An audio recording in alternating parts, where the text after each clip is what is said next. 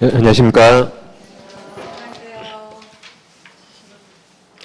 자, 저는 여러분과 함께 민법을 공부할 이제 김화현이라고 합니다.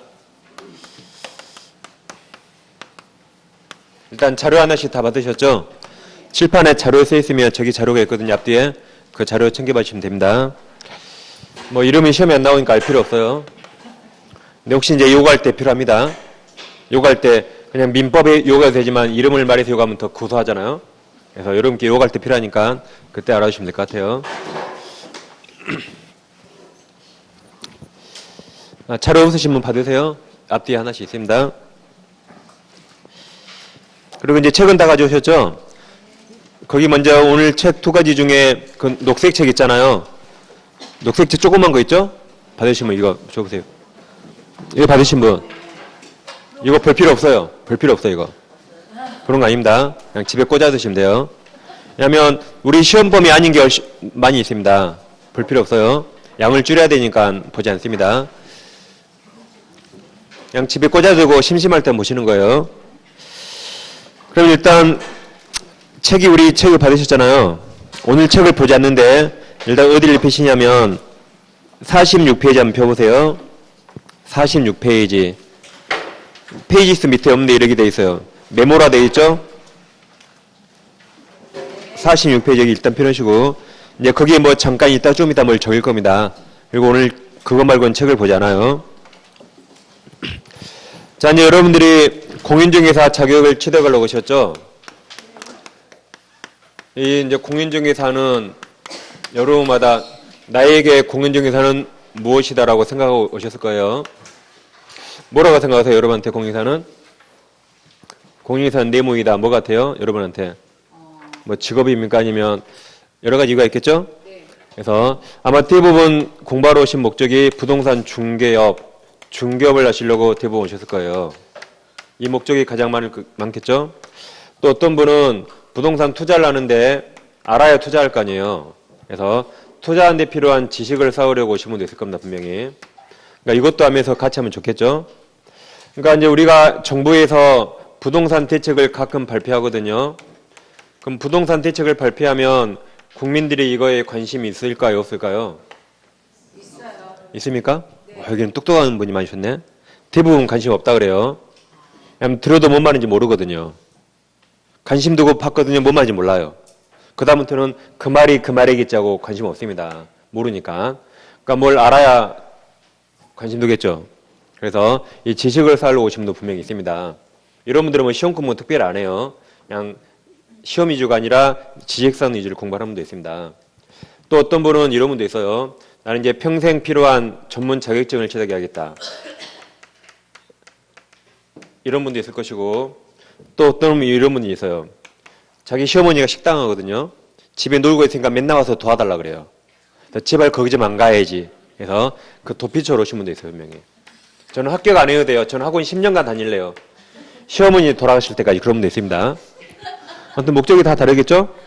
목적이 다 다르겠지만 이제 공통된 목표는 자격 취득인데 아무튼 자격을 취득해야 돼요. 자격 취득하고도 학원에 10년 다녀도 됩니다. 그러죠?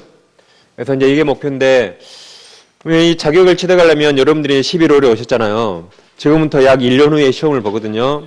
우리 시험 매년 1년에 한 번 있습니다. 약 1년 후에 시험 보시니까 이제 전략을 잘 세우셔야 돼요. 시험은 다 전략입니다. 우리가 책을 읽더라도 책을 읽는 전략이 있죠? 전략이 있습니다. 뭐 경제학이나 정치학 그런 서적은 조용한 데 가서 차분히 읽어야 되죠. 근데 만화책은 그냥 버스에서 잠깐 보는 거잖아요. 이렇게 다 그 책을 보는 전략이 있습니다.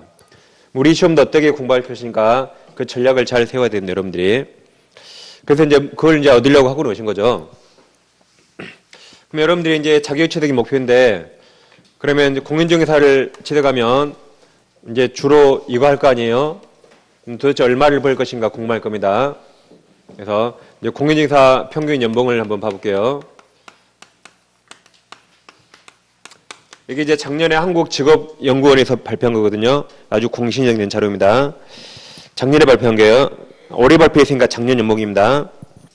올해 한 5월인가 언젠가 발표했거든요. 그럼 먼저 이거 주택만 따졌어요. 주택.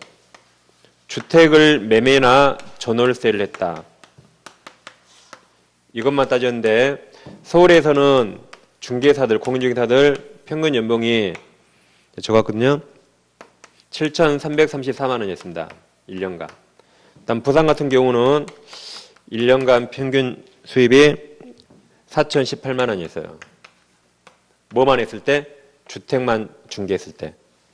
그럼 이 대도시급은 경비가 한 달에 1년에 한 2천 정도 들어갈 거거든요. 그럼 2천 빼면 순이익이 얼마죠? 순이익이 한 2천 정도 되죠? 약 2천. 서울은 경비가 1년에 한 더 들어가야 한 3천, 3,500 들어갑니다. 그럼 3천만 원 예상했을 때 순이익이 한 4천이나 이렇게 될 겁니다. 이렇게 순이익을 이제 1년에 쌓은 거죠. 근데 중개사가 주택만 중개합니까? 그런 거 아니죠. 주택만 중개했을 때 이게 통계입니다. 여기다가 상가나 토지도 중개하겠죠. 그러면 상가 토지는 수수료가 보통 주택부의 2배입니다. 보통 아파트 6억짜리 있다면 6억짜리 수수료율이 0.4% 되거든요. 이건 0.9%예요. 2배 넘죠? 이거 수입은 여기서 통계에 빠진 겁니다. 이건 오직 뭐만 주택만 수입을 빤 거죠. 또 요즘 중개사들이 개인 투자도 많이 하거든요. 그러게 되면 연봉이 뭐 1억 넘는 사람 훨씬 많을 수 있고 물론 망한 사람도 있습니다. 그렇지만 이 평균적으로 이러게 되면 이것까지 하게 되면 훨씬 넘을 수 있습니다. 그럼 보통 이 지방 같은 경우는 주택 수수료율이 0.4% 5% 막 그러거든요. 근데 이게 전주 같은 경우도 주택이 9억을 초과하잖아요. 9억 초과한 아파트는 별로 없죠. 근데 원룸 건물 한 채를 팔았다 해보세요. 이것도 주택이잖아요. 그럼 웬만하면 10억 넘거든요. 이거 수수료가 0.9%예요. 0.9%. 그럼 혁신도시에 있는 10억짜리 원룸 건물 하나 팔았다 해보세요. 그러면 수수료가 0.9%니까 10억이 0.9% 얼마일까요? 10억이 0.9%. 그렇죠? 10억에 10%가 1억이죠. 그럼 1%가 1,000만 원이거든요. 그럼 1% 좀 안 되니까 900만 원이에요. 900만 원. 그럼 한 명한테 900만 원 받는 겁니다. 한 명한테. 좀 깎아도 한 7, 800 받겠죠? 받습니다. 그러면 사는 사람, 파는 사람에게 다 받으면 얼마가 돼요? 곱하기 2 하겠죠? 그럼 약 1,500 이상 되죠? 약 1,500 이상 됩니다. 1년에 하나만 팔아도 사무소 경비 다 나와요. 사무소 경비. 그럼 이것은 이제 순이익이 되는 거죠. 이런 것들은. 이런 식으로 아무튼 열심히 하시면 노력하시면 수입도 많이 올릴 수 있고 또 사람이 엄청 똑똑해져요. 당장 여러분이 학원 다니다잖아요. 주위 사람들이 막 뭘 물어봐요. 나는 아무것도 모르는데. 그럼 너 모르지 할 수 없잖아요. 그럼 가만히 있어봐. 내가 알아갈게. 학원 가서 선생님한테 물어봐요. 그것도 그들이 이제 말해주고 막 그럽니다. 그래서 아무튼 엄청 똑똑해지고 돈도 많이 벌 수 있어요. 그러니까 이제 이 양 이 자리에 오셨으니까 어떻게든 1년 안에 자격증 딴다라고 목표를 가져야 됩니다. 이 시험은 중간에 알아서 포기하거든요. 한 3, 4월 2달간 포기하고 5월 달에 또 다시 공부 시작해요. 또 하다가 더우니까 7, 8월 또 포기해요. 이렇게. 중간에 포기만 안 하면 이 시험 합격할 수 있습니다. 자기가 알아서 포기하니까 좀 안 되거든요. 그래서 나는 절대 포기하지 않아야지 라고 생각하면 됩니다. 그럼 이제 공인중개사 시험 과목이 있겠죠. 일단 시험에 합격해야겠죠. 물론 무자격으로 중개업 많이 합니다. 우리나라 부동산 거래 중에 약 4분의 1은 자격 없는 사람이 하고 있다고 지금 공인중개사협회에서 추정하고 있어요. 이렇게 무자격도 많이 합니다. 근데 자격증이 있어야 내 사무실 내고 떳떳하게 할 수 있겠죠. 그래서 자격증을 취득해야 됩니다. 갈수록 자격증 없이 중개업하기 힘들어지는 거죠. 그러면 이제 이 중개사 자격증 따려면 시험에 합격해야 되는데 시험 과목을 좀 봐볼게요. 우리 시험 과목은 1차와 2차가 있죠. 1차가 이제 2과목입니다. 2차가 3과목이에요. 먼저 어제 부동산 학개론 하셨나요? 네. 어제 온 교수님 우리나라에서 1위예요. 넘버 1위. 우리나라 학개론 중에 선생님이 돈 제일 많이 벌어요. 돈 많이 번 게 1위죠? 이름이 누구예요? 어제 오시면 신관식 교수 있잖아요. 신관식 교수. 국내 1위입니다. 국내 1위. 저는 국내 1위는 아직 아니에요. 이제 저랑 공부할 게 민법과 민사특별법이 있어요. 민법과 민사특별법이 있고 대신 저는 전국에서 제일 어려요, 제가. 전국에 있는 모든 과목 선생님들 한 200명 되거든요. 그 중에 제일 어려요, 제가. 좀 어려 보이죠, 제가? 그러니까 아직 제가 1등을 못 찍어서 우리나라에서. 이제 한 몇 년에 찍을겠죠, 몇 년에. 그 다음에 이렇게 두 과목이 있습니다. 다음 2차 과목은 먼저 부동산 공법이라는 게 있거든요.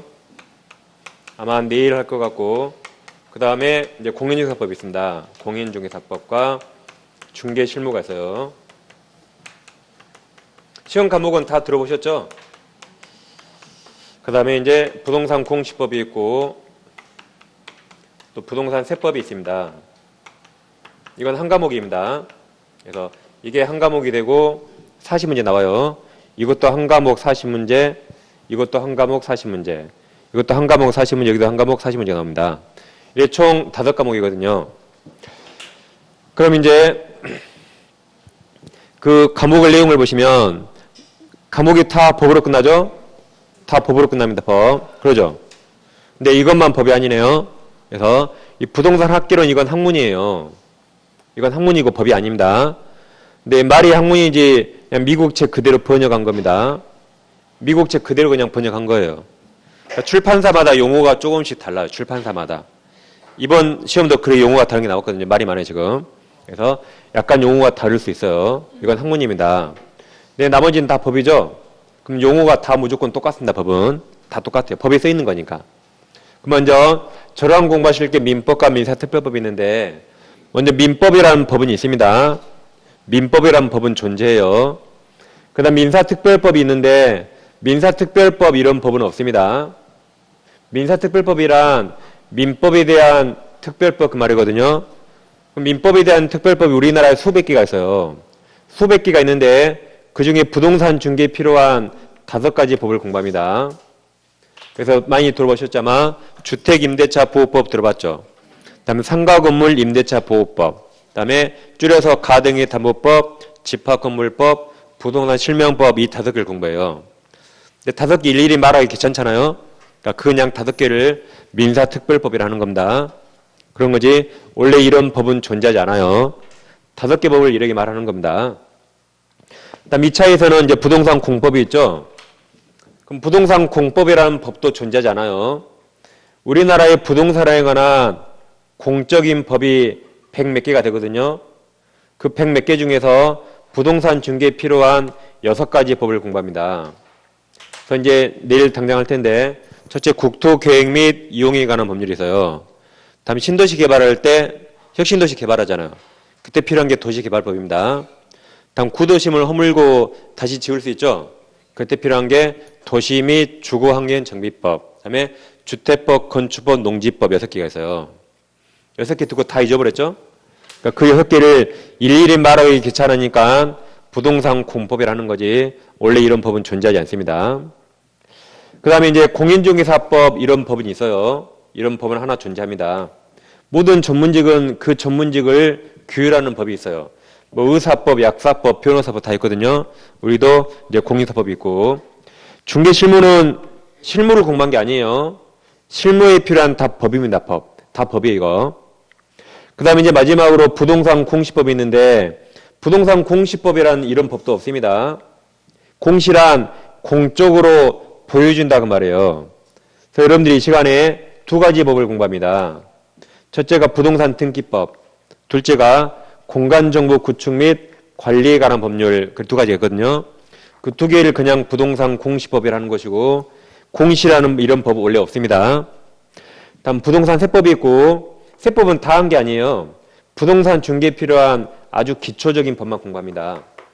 이런 식으로 이 시험 과목은 하나만 한문이고 다 법이에요.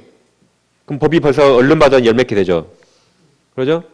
이 10몇 개 법을 공부하면 이제 뉴스가 들리기 시작해요.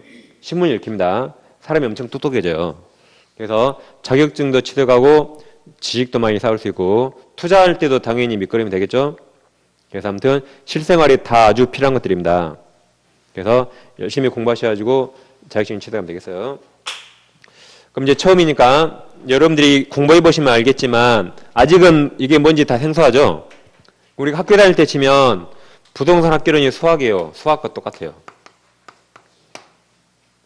저 수학 못하는데 괜찮아요. 이거 잘하면 되니까. 그러면 수학은 우리가 학교 다닐 때 이러잖아요. 똑같이 수학 공식 외웠거든요. 공식은 다 외웠어요. 그럼 문제 풀면 그 문제를 다 맞춥니까? 옆에 놈 맨날 맞히는데 나는 맨날 틀려요. 공식을 똑같이 외웠더라도. 그런 게 있죠. 이 과목이에요. 이건 원래 잘하는 사람이 있어, 원래. 근데 아무리 해도 이거 못하는 사람이 있습니다, 이건. 수학처럼. 그러죠? 학교 다닐 때 수학 잘하는 분이 있습니까, 여기? 그분은 그냥 공식 하나 외워도 다 풀잖아요. 근데 어떤 분은 꼭 공식 외워도 틀린 사람이 있어요. 이처럼 이건 원래 잘하는 사람, 못하는 사람이 좀 있습니다, 이거.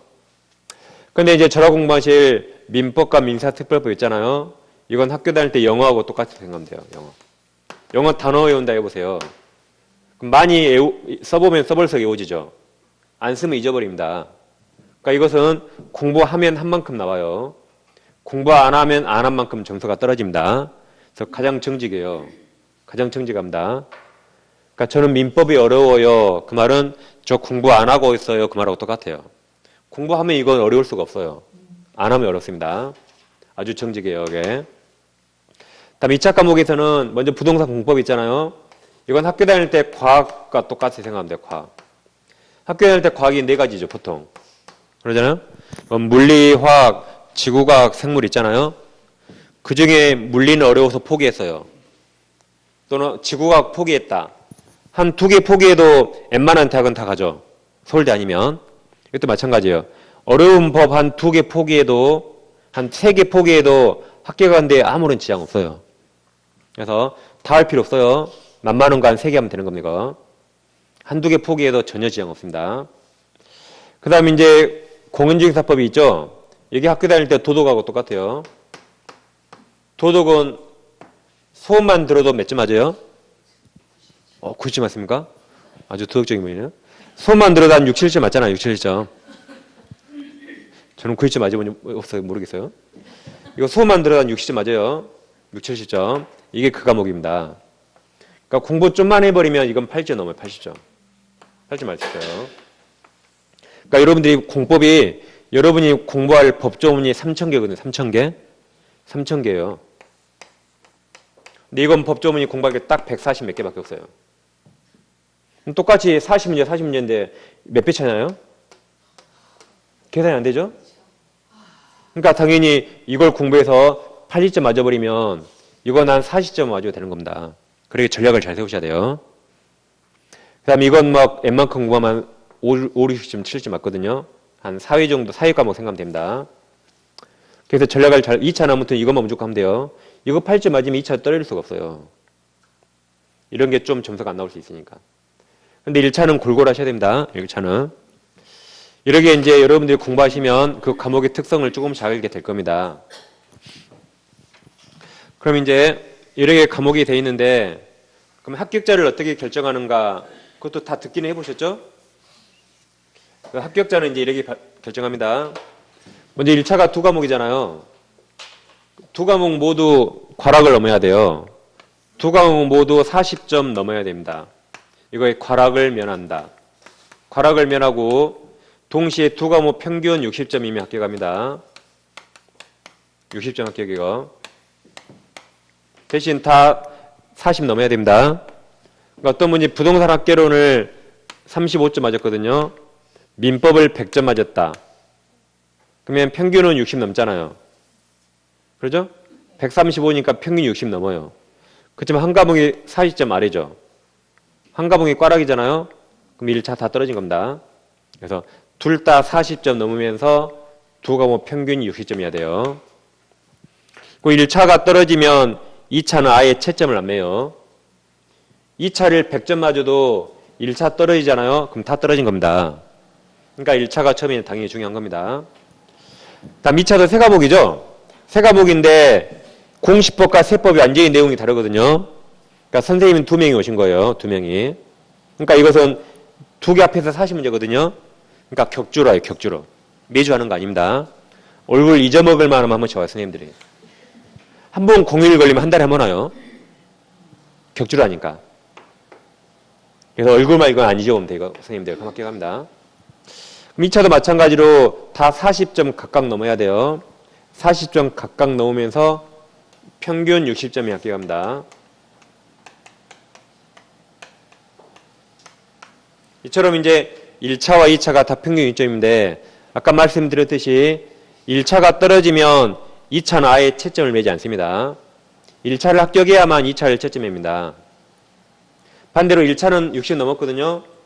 2차가 떨어지면 그 다음에 1차를 면제해줘요. 그 다음에 2차만 보면 되는 겁니다. 그러니까 1차가 당연히 이렇게 중요한 겁니다. 그래서 이런 식으로 아무튼 60점 맞으면 되고, 그럼 60점 맞기 쉬울까요? 어려울까요? 60점 맞기 쉬워요? 어려워요? 쉽습니다. 쉬워요. 쉽다. 쉽다고 생각하셔야 돼요. 그렇죠. 이제 그건 정답인데 열심히 그냥 쉽다고 생각하면 돼요. 그럼 쉬워지는 겁니다. 나도 모르게. 쉽다 해야지 찍어도 맞아요. 어려운데 그럼 찍어도 틀립니다. 이게. 항상 마음을 그렇게 가지셔야 돼요. 이게 만약에 학교론이 40문제거든요. 한 과목에 40문제니까 그럼 한 문제당 2.5점이에요. 2.5점. 그럼 100점이 되잖아요. 그러죠? 그러면 학교론 60점 맞으려면 몇 문제 맞춰야 돼요? 학교론 60점 맞으려면 몇 문제 맞춰야 돼요? 40문제 중에 24문제 맞히면 6점이죠. 그러죠? 그러면 40개에서 24개 맞추기 쉽습니다. 항상 쉽다고 생각하셔야 돼요. 쉽죠? 어떻게 맞추면 돼요? 1번 맞췄어요. 2번 틀렸어요. 3번 맞추고 4번 틀리고 5번 맞고 6번 틀리고 그러다 실수로 4개 찍어서 맞으면 합격해버려 이게. 그럼 딱 24개잖아 이게. 이제 맞고 틀리고 맞고 틀리면 되니까. 그러죠? 그러니까 2문제 풀어서 하나 틀려도 돼요. 2문제 풀어 하나 틀려도 되는 겁니다. 그리고 약간 운만 있으면 4개 딱 찍어 맞추면 돼요. 그럼 여기서 나온 겁니다. 그러니까 항상 쉽다고 생각해. 쉽다고. 그래야 포기하지 않습니다. 항상 쉽고. 그 다음에 자 그럼 만약에 학교를 60점 맞았거든요. 그럼 40문제 중에 몇 개 맞춘 거예요? 24문제 맞춘 거죠. 그럼 내가 24문제를 맞췄는데 이 내가 맞힌 24문제 중에서 정답을 정확히 알고 맞힌 게 몇 개 될 것 같아요? 나 분명히 24문제 맞췄는데 이 중에 정답이 뭐다고 정확히 알고 맞힌 게 몇 개 될 것 같아요? 제 생각한 게 10개도 안 돼요. 10개도 안 됩니다. 10개 정확히 알고 나머지 찍어서 14개 맞힌 거예요, 이게. 봐보세요. 40개에서 내가 10개 정확히 문제를 알았죠. 그럼 30문제 찍었단 말이네요. 다시 40개에서 내가 10문제 정확히 답을 알았으니까 30문제는 찍었단 말이에요. 그럼 공부를 좀만 하면, 좀만 하잖아요. 그럼 옳은 거 틀린 거 물어보면 우리 시험에 오지선다예요. 오지선다 객관식입니다. 그럼 공부를 좀만 하면 꼭 이렇게 2개 남거든요. 그럼 확률이 2분의 1이네요. 그럼 내가 30개를 찍었으니까 확률상 15개를 맞죠. 15개. 그러죠? 그럼 10개 정확히 알아서 맞췄죠? 30개 찍어서 15개 맞췄잖아요. 그럼 벌써 25점이라 벌써 60은 넘어버립니다. 이게. 그러죠? 그 말은 공부를 어렵게 할 필요가 없어요. 공부를 쉽게 정확히 이거 할 정도 하면 좀 몇 개 더 세세한 거 몇 개 알겠죠? 그렇게 하는 겁니다. 공부를 너무 많이 하면 이게 시험이 안 될 수가 있어요. 아는 게 너무 많아서. 막상 시험장에서 정리가 안 돼서 기억이 안 나는 거 헛갈린 겁니다. 그래서 절대 양을 늘리면 안 돼요. 절대. 저는 공부를 양을 절대 많이 하지 않거든요. 저는 수업을 제가 제일 빨리 끝내요. 제가. 왜 그래요? 쉽게 하니까 시험에 나올 것만. 그래서 항상 그 공부는 일단 쉽게 해야겠다. 어려운 거 안 해도 돼요. 어려운 거 하지 마세요. 그냥 쉬운 것만 해도 늘 문제 무조건 맞히거든요. 그러겠죠? 그래서 우리 시험은 적은 양을 정확히 알아야 돼요. 적은 양을 아까 10개 정확히 하는 겁니다. 근데 양을 많이 늘리면 정확히 할 수가 없거든요. 그러면 실수로 시험이 안 될 수가 있어요. 실수로. 그래서 항상 적은 양을 정확히 알아야겠다. 이렇게 목표하시면 됩니다. 여기서 이제 제가 이제 시험 과목과 합격자 결정 방법을 말씀드렸거든요. 그럼 자 이제 그럼 우리 시험 과목은 부동산 학교를 제외하고 다 법이죠. 거의 법을 공부한다 해도 과언이 아니죠. 그래서 어떤 중개사학원은 무슨 법학원이라는 학원도 많이 있어요. 학계론 빼고 다 법이니까 아예 중개사학원 이름이 아예 법학원 이런 학원도 많아요. 전국에. 다 법이니까. 여기도 법이 또 많이 나와요. 여기도 법 나옵니다. 여기도. 그래서 법을 잘 하셔야 돼요. 그럼 이제 우리가 법을 공부하니까 제가 법에 관한 몇 가지 사항을 말씀드리겠습니다. 이건 이제 그냥 들어보시면 돼요. 우리는 대부분 법을 공부하니까. 우리가 이제 사람들이 우리가 사회생활 하잖아요. 우리가 살아가는 생활관계는 크게 인간관계와 법률관계로 나눌 수 있습니다. 우리가 사회생활을 인간관계, 법률관계에 나눌 수 있어요. 인간관계에서는 법의 강제력, 법의 구속력 또는 강제력이 적용되지 않습니다. 도덕이나 관습 같은 게 적용돼요. 근데 법률관계에 들어서면 법의 구속력, 강제력이 적용되는 영역입니다. 그래서 우리는 부동산 학계론을 제외하고 철저하게 법률관계 여기만 공부하는 겁니다. 다 법과목이니까. 그럼 예를 들어 보면 이제 엄마가 낮에 친구들 만났거든요. 친구들 만나서 점심 먹어요. 그럼 점심만 먹나요? 뭐또 같이 먹어요? 낮술 살짝 하잖아요. 소맥을 열심히 말잖아요. 5시 가서 밥 해야 되니까. 그래서 친구들끼리 막 만나서 소맥을 막 말아 마셔요. 그러다가 4시쯤 되니까 애들한테 전화해요. 애들아 배고프지? 엄마가 들어갈 때 피자 사갈게.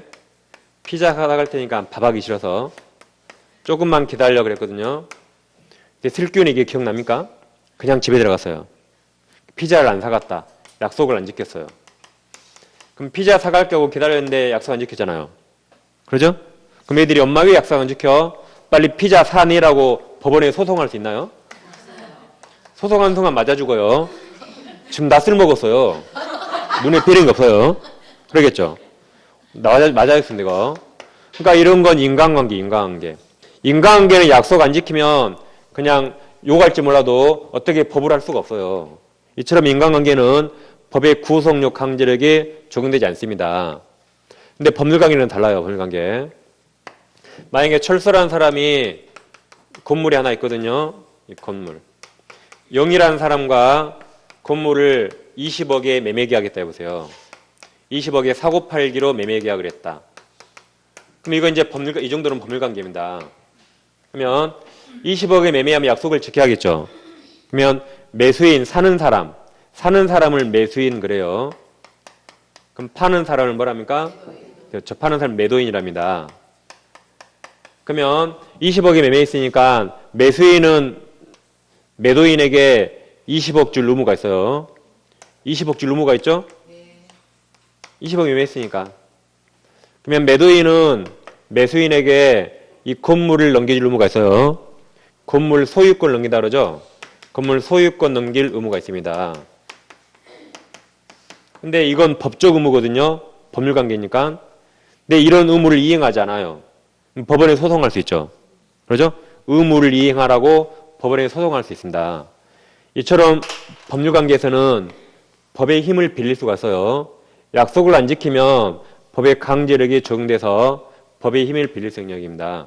그래서 우리는 이제 학계론을 제외하고 다 이쪽을 공부하는 겁니다. 이게. 법률관계를 공부한다 생각하시면 돼요. 그럼 이제 법은 이렇게 나눌 수 있거든요. 법은 크게 공법과 사법 이렇게 나눌 수 있어요. 공법과 사법 나눌 수 있는데 공법이란 국가와 우리 국민 시민 간의 관계예요. 이 상하 관계입니다. 또는 지금 지방자치제를 운영하잖아요. 지방자치단체와 지자체와 우리 시민들 간에 즉 한마디로 국가기관이죠. 국가기관과 국민들의 상하 관계를 규율한 게 공법입니다. 공법. 예를 들면 국가 등에서 야 세금 잘 내, 교통질서 잘 지켜, 안 지키면 처벌받죠. 이렇게 뭐 해? 그럼 여기는 따라야 돼요. 상하 관계, 지시 복종 관계죠. 그 법을 규율한 게 공법이랍니다. 그러니까 다음 주에 하겠지만 우리가 아까 부동산 공법이 있었잖아요. 부동산 공법이란 무슨 관계다? 국가와 우리 시민 관계예요. 내 땅이 있다. 내 땅이 내 마음대로 건물 올릴 수 있나요? 법에서 다 규율을 해요. 네 땅은 건물 몇 층까지만 올려. 네 땅은 농사만 지어야 돼. 네 땅은 건물 못 지어라고 법에서 이렇게 규정하는 겁니다. 이렇게 상하를 나타내는 게 공법이에요. 근데 사법은 그렇지 않습니다. 사법은 개인과 개인 간의 평등 관계를 나타내는 거예요. 개인과 개인 간의 평등 관계. 개인을 사인, 그런 사인 그래요. 한문으로 사사라고 사자죠. 사인이랍니다. 그래서 이 개인과 개인 간의 관계입니다. 사인과는 사인 간의 관계. 이걸 나타내는 게 사법입니다. 아까 여기처럼 철수와 영희가 매매하잖아요. 또는 철수와 영희가 혼인할 수 있죠. 혼인. 그러죠? 이렇게 개인과 개인 간의 관계를 나타내는 게 사법입니다. 그러니까 대통령도 청와대를 벗어나면 개인이에요. 대통령이 핸드폰 살 수 있잖아요. 그건 개인과 개인 간의 사법입니다. 사법. 청와대를 나오면. 이처럼 모든 사람에게는 다 사법관계가 적용되는 거죠. 이렇게 공법과 사법을 나눌 수 있어요. 그러면 이제 사법에서 가장 기본법인 민법입니다. 사법의 가장 기본법이 민법이에요. 그러니까 민법은 모든 개인들한테 다 적용됩니다. 그리고 민법은 모든 법의 근원이에요. 민법을 모르면 우리나라 어떤 법도 할 수가 없어요. 우리나라 어떤 법도. 그러니까 아까 시험 과목이 다 법과목이었죠. 민법을 모르면 나머지 법과목 어떤 것도 못합니다. 민법이 제일 중요해요. 수학으로 치면 구구단이에요. 구구단 모르면 수학할 수 있나요? 다른 거 어떤 것도 못하죠. 그래서 민법이 가장 중요해요. 그러니까 여러분들 아까 시험 과목 중에서 저랑 공부한 민법 있잖아요. 이걸만 끝내면 시험 공부량이 50%를 끝낸 겁니다. 그만큼 양이 많고 어렵습니다. 그걸 이제 저랑 같이 공부하는 거예요. 예전에 사법고시 있었잖아요. 사법고시가 법이 7개였거든요. 7법. 사법고시가. 그 중 민법이 하나 있거든요. 거기서도 민법을 끝내면 나머지 6개 법하고 공부량이 똑같아요. 그래서 민법에 들어있는 모든 시험은 이걸 끝내면 공부 시험량의 절반을 끝낸 겁니다. 그래서 앞으로 여러분들 만약에 공부하시잖아요.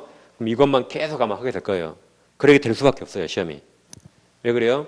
이걸 모르면 다른 거 할 수가 없으니까. 그 말은 저한테 잘 보라 이 말이에요. 여러분 합격은 저한테 달렸어요. 저한테. 어떤 학원인데 민법 선생님이 다 합격을 잡아합니다. 왜 그래요? 시험 공부량의 절반을 하니까. 그러니까 좀 어렵다는 시험은 민법이 다 있어요. 없어졌지만 사법고시 민법이 있었죠. 지금 바뀐 게 변호사 시험 민법이 있어요. 법무사도 민법이 있죠. 뭐 변리사, 공인회계사, 공인노무사, 5급 행정고시도 다 있고 뭐 주택관리사, 공인중개사, 뭐 감정평가사 다 있어요. 좀 어렵다는 시험은 이게 안 들어간 시험이 없습니다. 이게 다 있어요. 공무원 시험에 민법 들어가요? 안 들어가요? 공무원은 법원직과 검찰직을 제외하고 민법이 없습니다. 그러니까 공무원 시험은 시험도 아니에요. 7급 9급 시험은. 민법에 안 들어간 시험은 시험도 아니에요. 이거 안 들어가면 엄청 쉽습니다, 이거. 또 이건 사지선다거든요, 사지. 우리 시험은 오지선다예요, 우리 시험은. 그래서 아마 공인중개사 시험에 합격할 정도 공부하면 적어도 9급은 그냥 합격해버립니다. 실제로 젊은 대학생들은 중개사 자격증 따잖아요. 그럼 9급이나 감정평가서 금방 합격해버립니다, 실제로. 왜냐하면 이걸 할 줄 알면 못할 게 없어, 이거. 이게 우리나라에서 어떤 과목 중에 제일 어려운 겁니다, 이게. 아까 사법고시도 이거 끝내면 나머지 6개 법하고 공부량이 똑같거든요. 근데 우리는 다행히 60점만 넘으면 되니까 쉬워요. 만약 커트라인이 80점이라면 이거 5년에도 힘듭니다, 이거. 60점이라 쉽습니다, 다행이에요. 좀 이따 보겠지만 우리 시험은 민법의 절반밖에 안 나와요, 절반밖에. 그래서 60점 맞기 쉽습니다, 이거. 아무튼 이제 법은 다시 공법과 사법 나눌 수 있고, 공법이란 국가 등과 시민 간의 상하 관계고, 사법이란 개인과 개인 간의 평등 관계를 나타내는 게 사법입니다. 그중에 가장 기본이 민법이라는 말씀드렸어요. 그러니까 아마 다른 과목 선생님들이 맨날 그럴 거예요. 민법만 열심히 하라고 그래요, 처음에는. 이거 못하면 2차 과목을 할 수가 없거든요. 그렇게 생각하면 되겠습니다. 그리고 이제 우리가 법을 공부하니까 법도 체계가 있거든요, 체계. 법도 더 높은 법과 낮은 법이 있겠죠. 그래서 이거 이제 써놓는 겁니다. 여기다 쓰시자면, 아까 86페이지 폈나요? 아니, 46페이지? 46페이지 빈칸 있죠? 네. 거기 써보세요, 여기 이제. 시험이 안 나오지만 이건 반드시 하셔야 됩니다, 이거. 이제 법도 높은 법과 낮은 법이 있어요. 법의 체계를 공부합니다. 우리나라의 가장 높은 법이 뭡니까? 그렇죠. 가장 높은 법이 헌법이에요. 헌법은 국민의 의사를 담은 법입니다. 그러니까 헌법은 국회의원들이 마음대로 바꿀 수가 없어요. 반드시 국민 의사를 물어봐야 돼요. 그러니까 헌법을 바꾸려면 국민투표라는 걸 반드시 통과해야 됩니다. 이 가정법이고 이 밑에 법률이 있어요. 법률. 법률이란 무슨 법 또는 무슨 법률 이렇게 끝나는 것들을 그냥 다 법률이랍니다. 그러니까 아까 민법 이렇게 끝났죠. 민법.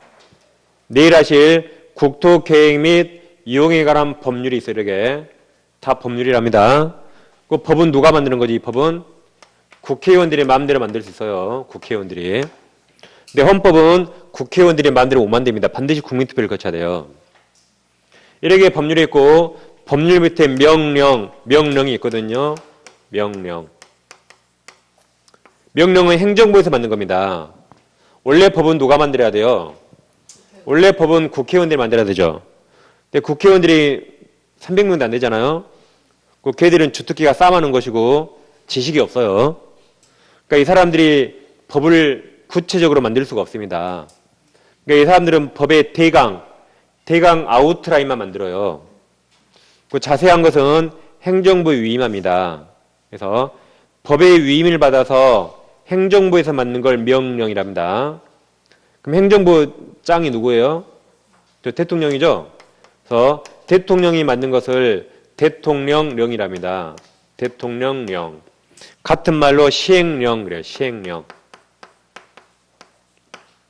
시행령이랍니다. 다음 대통령 밑에 각 부 장관들이 있죠. 각 부 장관들이 만든 것을 부령 그래요. 부령. 같은 말로 시행규칙이랍니다. 시행규칙. 우리 시험과 관계된 부는 국토교통부거든요. 여러분들 2차 과목 공부할 때 여기 국토교통부령까지 공부하는 겁니다. 그 다음 명령 규칙이 있고 규칙 밑에 조례가 있거든요. 조례는 우리가 지방자치 운영하잖아요. 조례는 지방의회에서 만든 겁니다. 지방의회. 그래서 이 조례는 시험에는 안 나와요. 이 조례는 그 지역에만 적용되거든요. 만약에 전라북도 조례 그러면 어디만 적용돼요? 전라북도만. 서울특별시 조례 그러면 서울에만. 전라북도 전주시 완산구 조례 그러면 완산구에만. 덕진구에 적용 안 돼요. 이처럼 이건 그 지역에만 적용되니까 시험과는 무관합니다. 근데 여기까지는 전국에 다 적용되거든요. 전국에 다 적용됩니다. 이렇게 법의 체계가 있어요. 그럼 아랫법들이 헌법에 위배되면 헌법재판소에서 아랫법을 없애는 거면 헌법재판제도입니다. 헌법재판소 들어보셨죠? 그래서 아랫법들이 헌법에 위배되면 안 되겠죠? 위배되면 아랫법을 없애요. 헌법재판제도입니다. 그럼 우리가 학계론을 제외하고 법을 공부하는데 아까 열 몇 가지 법 됐죠? 그럼 우리 시험에는 헌법은 시험범위가 아니에요. 시험범위가 아니고 우리가 법 그러면 다 이걸 읽어보면 이거. 아까 민법, 뭐 등기법 다 이런 겁니다. 그리고 법이 있고 그 밑에 명령이 있다면 명령까지 같이 공부합니다. 그래서 이제부터 우리가 앞으로 법을 공부한다 그러면 법뿐만 아니라 뭐까지 공부한다? 아래에 있는 명령까지 공부해요. 명령까지. 그래서 이 두 개를 합해서 법령이랍니다. 두 개를 합해서 뭐라 불러요? 법령. 그러니까 법령과 법 어떤 게 더 커요? 법령이 더 크잖아요. 다시 법령은 뭘 말해요? 법과 명령을 말하니까 법령과 법은 뭐가 커요? 법령이 더 크죠. 그렇지 않나요? 이 안에 법과 명령이 있으니까. 그래서 법과 법령은 다른 말이에요. 법령을 뭘 포함했다? 법과 명령까지 이것까지 다 포함한 걸 법령이라 합니다. 그래서 우리가 이제 부동산 학계론을 제외하고 다 법을 공부하잖아요. 그럼 뭘 공부한다? 이 법령을 공부한다. 법령. 거기다 플러스 법은 누가 만들어요? 국회에서 만들죠. 그럼 그 법이 무슨 말인가 해석해야 되거든요. 우리나라의 최고의 유권 해석 기관이 대법원입니다. 그럼 그 법이 있다면 이 법을 대법원이 어떻게 해석했는가? 그 대법원 판결 내 그래서 판례랍니다. 대법원 판결 내까지 같이 공부해야 돼요. 그래야 법에 대한 해석까지 공부하는 겁니다. 그래서 앞으로 우리가 법을 공부한다 그러면 뭐까지 공부한다? 법과 그 밑에 명령과 그에 관한 대법원 판례까지 공부합니다. 특히 민법은 판례가 시험에 잘 나와요. 그러니까 대법원 판례가 바뀌면 아침 뉴스에 나와요, 안 나와요? 나오잖아요, 이게. 그러죠? 그만큼 우리 생각이 밀접하니까 뉴스에 나오는 겁니다. 그럼 예를 들면 이런 말이에요. 예를 들면 이건 이제 적을 필요 없어요. 이것만 딱 적는 이것만 딱 적으셨죠? 이건 그냥 들어보시면 돼요. 예를 들면 민법 제3조가 이렇게 돼 있어요. 민법 3조가 이건 적을 필요 없습니다. 사람은 생존한 동안 권리 의무 주체가 된다 그래요. 권리 의무 주체가 된다. 이렇게 민법에 써 있습니다. 그 다음에 형법이라는 게 있거든요. 형법은 우리 시험에 나오지 않아요. 형법이란 어떤 행위가 범죄고 그 범죄를 어떻게 처벌할 것인가 그게 형법이고 우리 시험과 상관없습니다. 그럼 형법 250조가 살인죄거든요. 살인죄. 첫납도 좀 끔찍한데. 이게 뭐라 써있냐면 사람을 살해한 자는 죽였다 이 말이죠. 죽인 자는 사형에 처하거나 무기징역에 처하거나 또는 5년 이상 징역에 처한다고 써 있어요.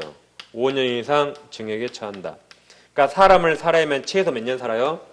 5년 이상 깜빵에 사는 게 되는 겁니다. 그러면 두 가지 법조문이 있죠. 두 가지 법조문 중에 공통된 단어 있나요? 사람이라는 단어가 공통되죠. 분명히 한글은 똑같잖아요.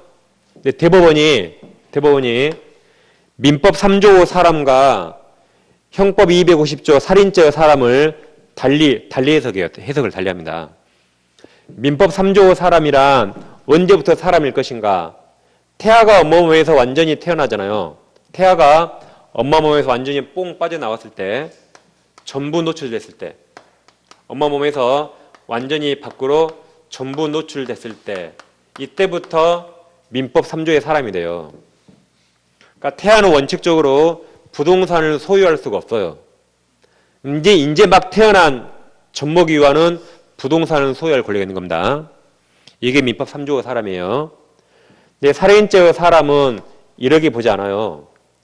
이제 태아가 있다면 산모가 애 낳기 직전에 정기적으로 진통을 느끼거든요. 그럽니까? 느껴보셨어요? 뭐 수술해서 몰라요? 아무튼 이렇게 산모가 애를 낳기 직전에 정기적으로 진통을 느낍니다. 그때부터 살인죄의 사람이에요. 그러니까 똑같이 태아를 죽였거든요. 끔찍한데? 태아를 죽였더라도 산모가 진통을 느낄 때 태아를 죽이면 살인죄로 이렇게 처벌해요. 살인죄로. 근데 태아를 죽였는데 진통 느끼기 전에 죽였다면 낙태죄로 아주 가볍게 처벌됩니다. 이처럼 똑같은 말이지만 대법원이 이렇게 해석을 달리해요. 그러니까 판례를 알아야 돼요? 안 알아야 돼요? 알아야만 법을 정확히 알겠죠. 그래서 이제부터 법을 공부한다 그러면 법과 명령과 거기에 관한 대법원 판례까지 공부하는 겁니다. 아시겠죠? 이렇게 이제 하시면 되게. 그럼 지금까지 이제 시험 과목과 일반적인 법 내용 말씀드렸죠? 아무튼 이건 딱 적어두시고 아마 내일 또 할 거예요. 공부 시간에. 중요하니까. 그럼 이제 10분 쉬가지고 이제 민법만 하겠습니다. 자, 10분 쉬겠습니다.